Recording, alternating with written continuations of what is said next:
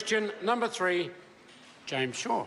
Thank you, Mr. Speaker. My question is to the Prime Minister and reads, does he stand by all his statements? The Right Honourable Prime Minister. Mr. Speaker, my answer reads yes. Supplementary. Supplementary question, James Shaw. Does he stand by his statement in the House yesterday that charities including Greenpeace International and Amnesty are named in the Panama Papers as beneficiaries of foreign trusts? Mr. The Speaker, Right Honourable Prime I think Minister. if the member checks the Hansard, you'll see that I said in the database. And they are in the database. And Mr. Speaker, if you go and actually have a look at the, how this information is presented, you go to the International Consortium of Investigative Journalists. There's a single website link. And it says, I quote, offshore link database. And then it says, find out who's behind almost 320,000 offshore companies and trusts from the Panama Papers and the offshore links investigation. And then you type in Greenpeace and it comes back with beneficiary of the Exodus Trust. Order. Supplementary. Supplementary question, David Seymour. Can the Prime Minister recall answering a question from the Green Party about the environment?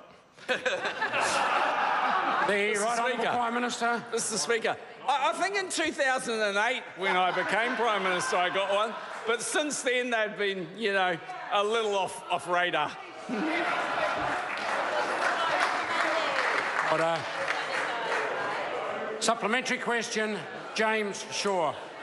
Thank you, Mr. Speaker. When he made that statement yesterday, was he aware that those charities that he named were actually all found to have been victims of a scam where their names were used as a front by those seeking to use foreign trusts to avoid tax? Order. Order. The Right Honourable Prime Minister. Speaker, absolutely not. Absolutely not. But this is the point, isn't it? This is the point.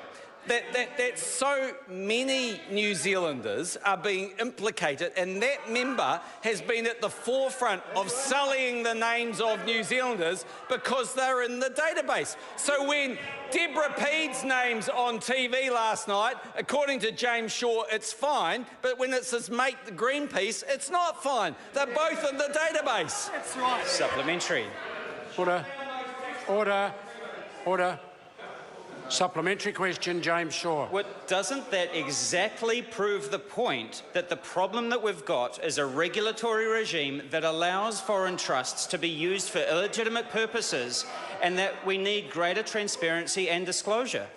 Mr. Speaker, Order. The Right Honourable Prime Minister. No, it shows his lefty mates went and hacked into somebody's website, put it up there, didn't actually filter it out, didn't have the decency to protect everyday New Zealanders who might be implicated, and all of a sudden when one of their mates are there, they don't like it. Well, actually, the truth is we do protect New Zealanders, and if the member had some decency about him, he wouldn't have got on the news on Saturday night and said I was responsible for the Cook Islands when he patently knows it's not true. Order. Supplementary. There was just too much interjection occurring. Supplementary question, James Shaw.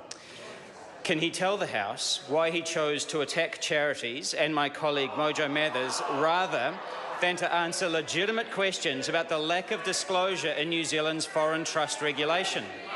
Order. Mr. Speaker. The Right Honourable Prime Mr. Minister. Speaker, sadly the problem with question time is this is the way it works. The member asks the question, and if it's to the Prime Minister, I have to answer it. Yesterday, the member asked me a question about foreign trust with all sorts of implications they were bad, lots of questions about the database, that apparently if you're on it, you're bad, and yet my simple point is this to New Zealanders. Next time you hear about this database, next time you hear about the Panama Papers, next time you see James Shaw making these ridiculous assertions, just ask what's behind it, because I'm absolutely sure the member's right. Greenpeace are unwittingly named as a beneficiary, but nevertheless, they're in the database and they are a beneficiary of the Exodus Trust. Order. Order. Supplementary question. The Pacific member in the front row was the one I received the most complaints by my emails yesterday. I'll accept some interjection, but when it's continuous, I'm going to have to deal with it. Supplementary question, James Thank you, Shaw. Mr. Speaker. Given that answer, why will he not apologise to Greenpeace International, Amnesty and Mojo Mathers for misrepresenting them in the House yesterday?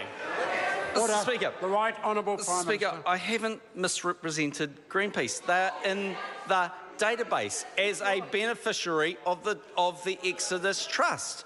I don't like the fact they're there, but they are there. So in what way have I misrepresented them? I think the member should do this. I think he should get on his feet and he should say, John, on Saturday night, I went on TV. Order. Order. Prime Minister will resume his seat. Order. Order. Order. Order.